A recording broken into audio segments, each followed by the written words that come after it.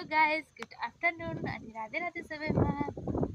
अनि म अहिले कहाँ जाँदैछु त्यस्तो पानीमा भिजी भिजी भन्नुहुन्छ अनि म जाँदैछु फुपू घर। किन यसरी पानीमा भिजेर जाँदैछु?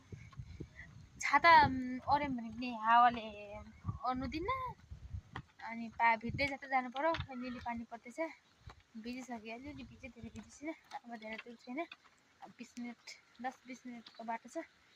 अनि रेल लाइन भएर गएको। फुपूले बोलाउनु भएको थियो कि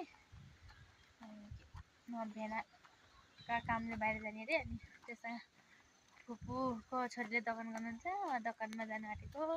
देखाउँछु म फुपूहरूको दोकान, दिदीको फुपूको छोरीको दोकान, छोरी ल्याएको। अनि गाइस हेर्नु न कस्तो पानी परेछ, के गर्नु, यहाँ त बर्खा लागिसक्यो, बिचोक छ बिचोक। पानी परेन भनेर कस्तो भएको थियो, पानी खानु थिएन भनेर चाहिँ बिचोक भएर कस्तो गर्थ्यो। मैले परेर स्टेसन एक्जाम लिएर स्टेसन त आएको छैन। यो अब के हो यो थाहा छैन। यो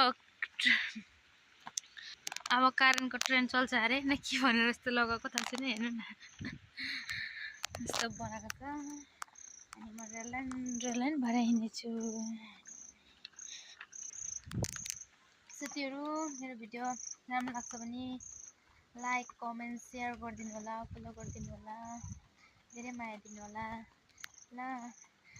अनि यति नै भन्छु, आज फेरि राम्रो भिडियो लिएर आउँछु। अहिले त यस्तै बनाइरहेको छु। राम्रो माया दिनु भने तपाईँहरूले राम्रोसँग गरेर भिडियो बनाउनु कोसिस गर्छु ल। साथीहरू बाई, अहिले भेट्छु पछि। अब पछि के भन्ने, एकैचोटि फुपूको दोकानमा गएर देखाउन सक्यो भने देखाउँछु, देखाउन सक्यो भने भोलिको भिडियोमा के हुन्छ कसो हुन्छ भोलि थाहा हुन्छ। By by.